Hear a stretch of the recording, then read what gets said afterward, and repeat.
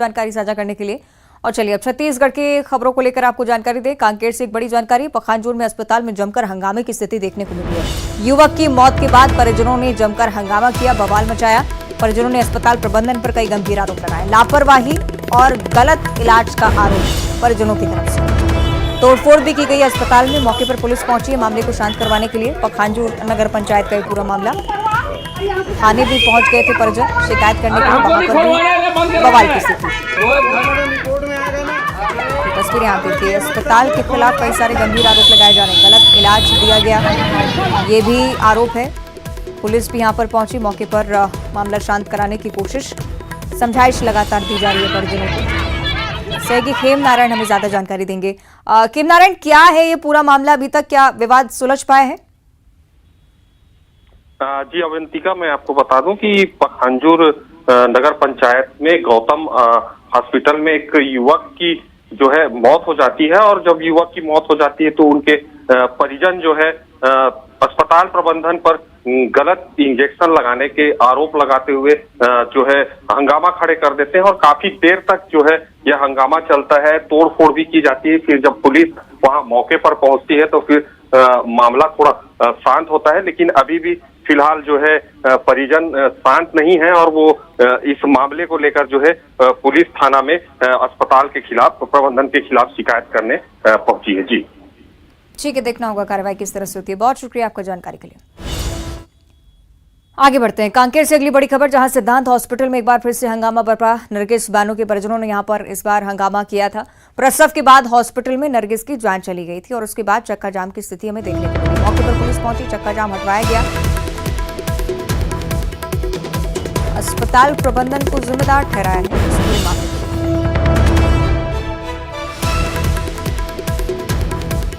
बढ़िया था। अब मैं देख रहा हूँ वहाँ पर, तो उसकी रिपोर्ट में देखा जा रहा है कि क्या है, कुछ नहीं बता रहे हैं। और दूसरों को पता चल रहा है कि उसका हार्ट अटैक से डेथ हुआ था, है ना। और डेथ हुआ है तो उसका हार्ट अटैक से हुआ है, ये ऐसा है करके। तो अब मैं क्या करूं सर, मैं ये चाहता हूं कि बस जनता से इंसाफ दिलाए और यहाँ पर इंसाफ दिलाए। हम अपनी बच्ची का इंसाफ के लिए मांग करके आए हैं। ये हॉस्पिटल को मैं खुलना नहीं देना चाहती, ये हॉस्पिटल को बंद करवा दो और कोई डॉक्टर को इस हॉस्पिटल में मत रखो ताकि दूसरे की बहन बेटी को कल नुकसान पहुंचे। प्रसूता की मृत्यु के मामले में थाना में मर्ग हुआ है, जिसमें जांच जारी है। आज परिजन हॉस्पिटल में उस संबंध में कार्रवाई को लेकर इकट्ठा हुए थे और हॉस्पिटल बंद कराने की मांग कर रहे थे। उनको बताया गया है कि इस संबंध में जांच जारी है, रिपोर्ट प्राप्त होने पर वैधानिक कार्रवाई की जाएगी। विगत दिनों एक प्रसूता की मृत्यु के मामले में थाना में मर्ग हुआ है, जिसमें जांच जारी है। आज परिजन हॉस्पिटल में उस संबंध में कार्रवाई को लेकर इकट्ठा हुए थे और हॉस्पिटल बंद कराने की मांग कर रहे थे। उनको बताया गया है कि इस संबंध में जांच। आगे बढ़ते हैं। बिलासपुर से अगली बड़ी खबर, जहां अज्ञात व्यक्ति का शव पाया गया है। नदी के किनारे व्यक्ति का शव मिला है। तुलूफ गांव की पूरी घटना है, लेकिन शव की अभी तक शिनाख्त नहीं हो पाई है। पुलिस मामले की जांच के लिए मौके पर पहुंची और ये पता लगाने की कोशिश की जा रही है कि हादसा है, आत्महत्या है या हत्या का ये पूरा मामला है। हर एंगल से पुलिस मामले की जांच में जुटी। बिलासपुर से बड़ी खबर, नदी किनारे शव पाया गया, शिनाख्त होना भी बाकी। पुलिस मामले की जांच में लगातार जुटी हुई। हादसे या आत्महत्या या फिर हत्या की आशंका इस पूरे मामले को लेकर, क्योंकि अभी तक शिनाख्त नहीं हो पाई, कोई सुराग हाथ नहीं लग पाया, इसलिए बहुत ज्यादा गंभीर स्थिति इस पूरे मामले की। कोशिश की जा रही है कि आसपास लोगों से पता लगाया जा सके, इस व्यक्ति की शिनाख्त हो पाए, इसके बाद इस पूरे मामले का खुलासा हो पाएगा। हालांकि शव मिलने से इस इलाके में हड़कंप की स्थिति जरूर है। जैसे ही सूचना पुलिस तक पहुंची, पुलिस भी फौरन मौके पर पहुंची है और शव को पोस्टमार्टम के लिए फिलहाल भिजवाया गया। अज्ञात व्यक्ति का शव है, किस मामले से जुड़े हुए हैं तारीख अभी तक स्पष्ट नहीं हो पाया है। हालांकि हत्या, आत्महत्या ये दो प्रमुख एंगल हो सकते हैं, लेकिन अगर हादसा भी है तो भी जांच बहुत जरूरी है।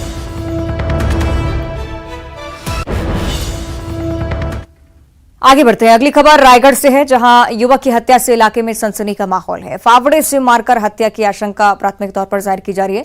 चक्रधर नगर थाना क्षेत्र की पूरी घटना है। पुलिस ने आरोपी को हिरासत में ले लिया है। चक्रधर नगर थाना क्षेत्र के ग्राम नवापाली का यह पूरा मामला। फावड़े से हत्या किया जाना फिलहाल सामने आया है।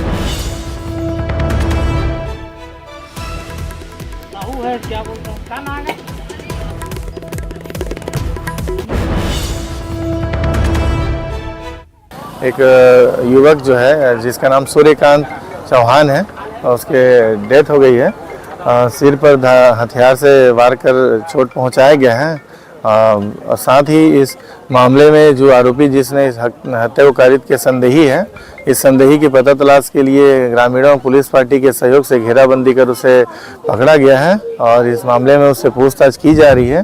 पूछताछ कर आवश्यक वैधानिक कार्रवाई कर उन्हें प्रस्तुत किया जाएगा माननीय न्यायालय। आगे बढ़ते हैं और अब बात करेंगे धमतरी जिले की, जहां भूमाफिया के खिलाफ प्रशासन की सख्ती लगातार देखने को मिल रही है। 7 अलग अलग स्थानों पर एक बार फिर से बुलडोजर कार्रवाई हुई है। अवैध प्लॉटिंग पर बुलडोजर इस बार चला है। छुट्टी के दिन अचानक से कार्रवाई के लिए प्रशासनिक टीम पहुंच गई। इसके बाद से माफिया में हड़कंप की स्थिति। धमतरी की तस्वीरें हम आपको दिखा रहे हैं। अवैध प्लॉटिंग की सूचना जैसे ही प्रशासन को लगी, छुट्टी वाले दिन अचानक से 7 अलग अलग स्थानों पर ये टीम पहुंचती है। बुलडोजर चलाकर अवैध प्लॉटिंग को ध्वस्त करने की कार्रवाई की है। अचानक हुई कार्रवाई से भूमाफिया में हड़कंप की स्थिति भी, क्योंकि लंबे समय से शिकायतें भी प्राप्त हो रही थी और हौसले इनके बुलंद ना हो सके, इसके लिए कार्रवाई का दौर लगातार जारी।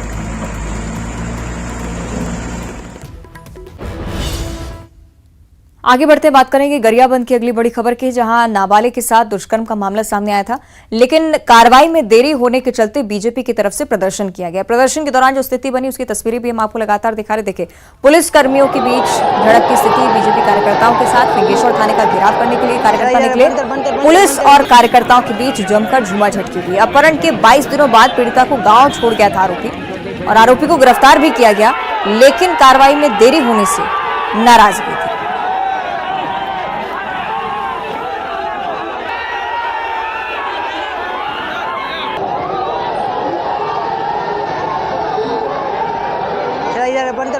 बनकर 6 जुलाई की घटना है और आज 26 दिन बाद जो आरोपी को जब भारतीय जनता पार्टी के कार्यकर्ता पूरी तरह से उग्र हुए और इसके कारण इन्होंने जो इनको पहले से पता था और कल आरोपी को गिरफ्तार किया है।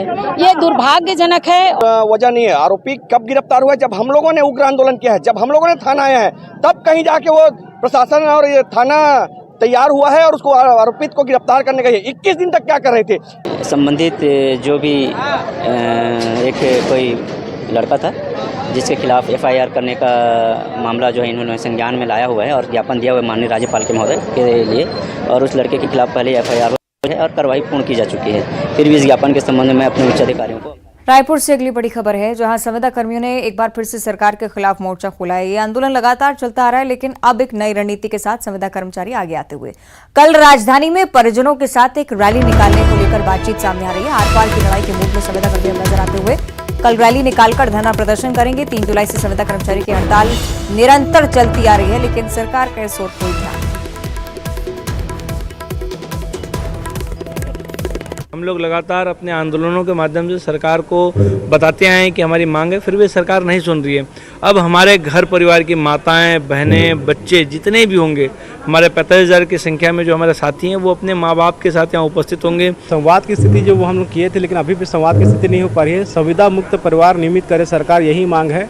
कल हम माननीय मुख्यमंत्री से निवेदन करना चाहेंगे कि जितने भी कर्मचारी हैं वो किसी परिवार से बिलोंग करते हैं, नियमितीकरण के उस कर्मचारी की मांग नहीं, उस परिवार के लिए भी मांग है। लड़ाई अंतिम इसलिए मान सकते हैं क्योंकि इस शासन के 5 वर्ष के शासनकाल के ये अंतिम पड़ाव चल रहा है। 1 महीना बाद हो सके आचार संहिता लग जाएगा, तो ये लड़ाई निश्चित ही सरकार की अंतिम है। अब उनको तय करना है कि ये उनके लिए अंतिम है कि हमारे लिए अंतिम है। और इधर बढ़ती महंगाई के खिलाफ राजधानी रायपुर में कांग्रेस ने अनोखा प्रदर्शन भी किया है। कांग्रेस ने महंगाई की शव यात्रा निकाली। आम जनता को गैस सिलेंडर की शैया पर लिटाकर प्रदर्शन शुरू हुआ। संसदीय सचिव विकास उपाध्याय के नेतृत्व में प्रदर्शन किया गया और केंद्र सरकार के खिलाफ हल्ला बोल की स्थिति। तस्वीरें आप देखिए। आप लोग ने इसके पीछे रहिए। भाई को साइड हो जा, साइड हो ना, साइड हो जा।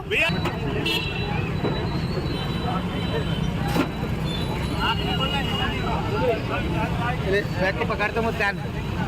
रायपुर की तस्वीरें हम आपको लगातार दिखा रहे हैं। महंगाई के खिलाफ ये अनोखा प्रदर्शन राजधानी रायपुर में।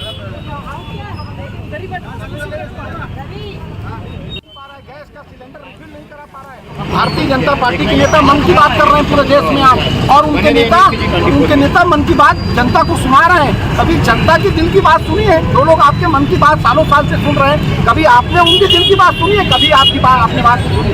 डिक्टेटरशिप, आप अपनी बात करना चाहते हैं, महंगाई कर दिया, आपने घर घर को लूट लिया, आप उनकी दिल की बात कोई सुनना नहीं चाहते। जिस प्रकार से आप लगातार मन की बात उन लोग जो लोग आपके मन की बातों को सालों साल से सुन रहे हैं, उनके दिल की बात, आज उनके घर की ये परिस्थिति, महिला बहन है, घर का चूल्हा नहीं चला पा रही है, घर की परिस्थिति बच्चों के सामने नतमस्तक रो रही है, अपनी पीड़ा बता रही है, आज वो मौत के छैया में लेती है। ये हमारे भाई हैं, घर चलाते हैं, घर में महीने का बजट पूरा नहीं रहा है, महीने के बजट से घर चल नहीं पा रहा है, महंगाई इतनी है, कोई चीज को ले नहीं पा रहे हैं, हर चीज महंगी।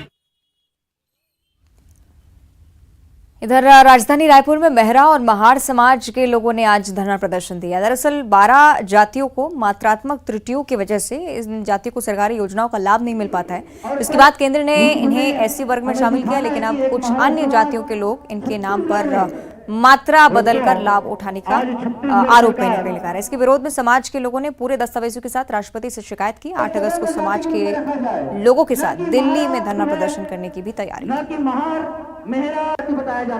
एक्चुअल में 12 जाति को जो फायदे की बात हो रही है, उस 12 जातियों के अलावा महारा जाति के साथ राज्य सरकार और केंद्र सरकार ने छलावा किया।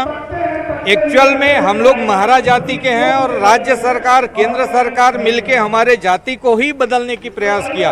इसके विरोध में आज हमको धरना प्रदर्शन में बैठना पड़ा। फायदा तो हमें कुछ भी नहीं, बल्कि हम और नीचे स्तर में गिर गए। फायदा उनको हो रहा है जो जाली सर्टिफिकेट, फर्जी प्रमाण पत्र बना के दूसरे जाति का प्रमाण पत्र, जैसे कि महार जाति का प्रमाण पत्र बना के कई लोग नौकरी हासिल कर लिए, उन लोग त्वरित लाभ के लिए महारा जाति को गड्ढे में ढकेलने का काम किया। और अब देखिए 25